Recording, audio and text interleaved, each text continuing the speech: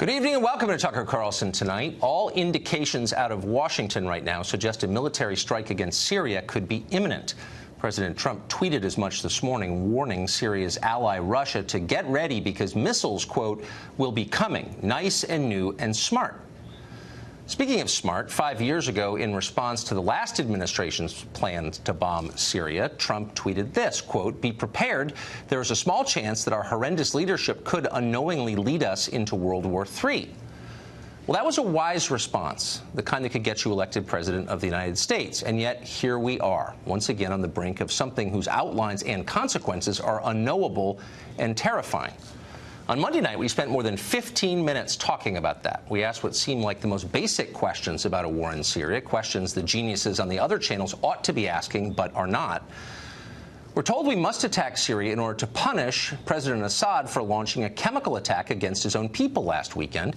It's our moral duty, endless CNN panels have reminded us, to uphold international standards of behavior and punish war criminals like Assad. Okay. But are we sure Assad was responsible for the gas attacks? Many people claim he was. They started claiming that within hours of the attacks themselves, before many of the most basic facts were even known, and they're still claiming it. But where's the proof? They have provided no proof. They've just made loud noises and denounced the question askers. That's not enough. As American citizens, we have a right to know why we're doing this. The second question we asked on Monday was, how would attacking Syria help the United States? How would it help make us richer, or safer, or happier? You'd think our policymakers would keep that question foremost in mind always. They don't. They consider the effect on America an irrelevant consideration, maybe even offensive to consider.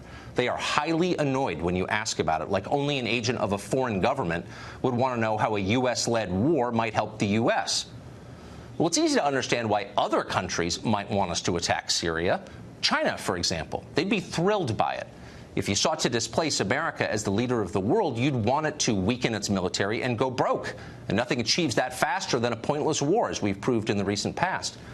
Again, those seem like basic questions. Nobody bothered to answer them or even engage. We had Senator Roger Wicker of Mississippi on the show Monday to talk about Syria. He didn't even try to explain how a war there might help the U.S. Instead, he suggested we were agents of Putin. The rhetoric of the left has corrupted establishment Republicans in Washington, and that's not surprising. The two groups have a lot in common, it turns out. Other pundits and chaise lounge commanders accused us of disloyalty, too, all without answering our questions. Shut up, they explained. Over at CBS, they responded with ridicule. Stephen Colbert hosts The Late Show on CBS. You might not agree with his politics, but Colbert is not stupid. He's smart enough not to engage in a conversation that might reveal him as a mindless warmonger posing as a liberal. So he talked about pandas instead. It is unprecedented that the president's personal lawyer gets rolled up by Johnny Law. Everybody is covering this, and that includes Fox News, whose Tucker Carlson last night wasted no time in going straight at addressing our national nightmare. You know the official story about pandas. They're cute but adorably helpless, which is why they're almost extinct. But like a lot of what we hear, that's a lie. Pandas, it turns out, could easily kill you if they felt like it. Thank God they don't. Yes. Thank God they don't. And thank God that Tucker is covering what historians will call the pandemonium. Now, obviously, he didn't have time to cover the Michael Cohen raid because he had to talk about this very in-depth report.